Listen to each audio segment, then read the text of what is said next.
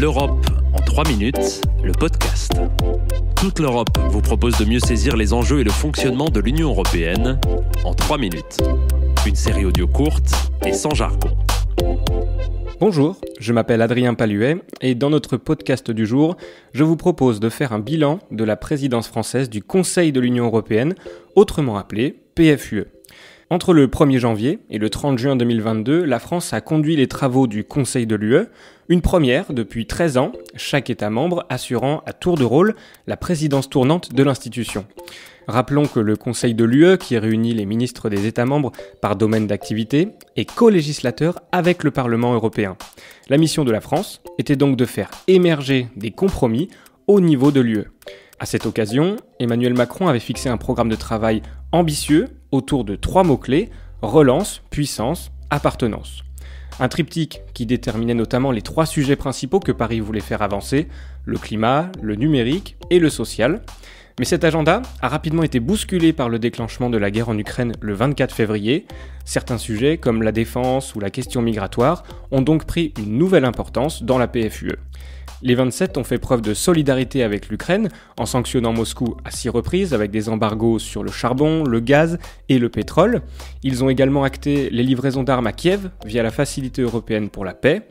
L'UE a aussi offert un refuge aux Ukrainiens fuyant les bombes russes avec l'activation par les 27 d'un mécanisme d'accueil d'urgence.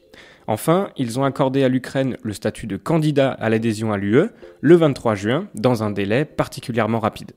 C'est dans ce contexte de guerre aux portes de l'UE que les États membres ont réussi à trouver un accord le 21 mars sur leur boussole stratégique en matière de défense. Ce texte est le fil conducteur de la politique de sécurité et de défense européenne jusqu'en 2030.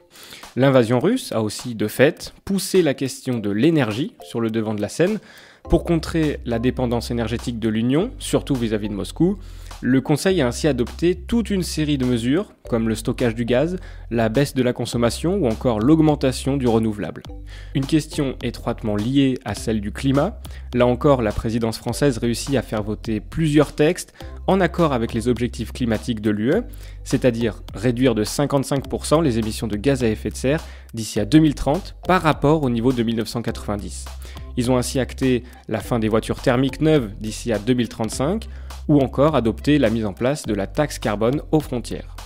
Parmi les autres dossiers centraux, les accords entre les États membres et le Parlement européen sur 2 projets phares de la régulation du marché et des contenus numériques, les DSA et DMA, ils ont aussi eu lieu sous présidence française.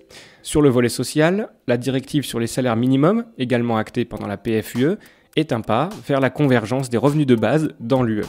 Et concernant la réforme de l'espace Schengen et le pacte asile et migration, Paris a contribué à notamment faire voter le mécanisme de relocalisation des demandeurs d'asile et mettre en place un pilotage politique de l'espace Schengen, aussi appelé Conseil Schengen. En final, ce sont environ 130 accords qui ont été conclus pendant ces 6 mois de présidence française du Conseil de l'UE.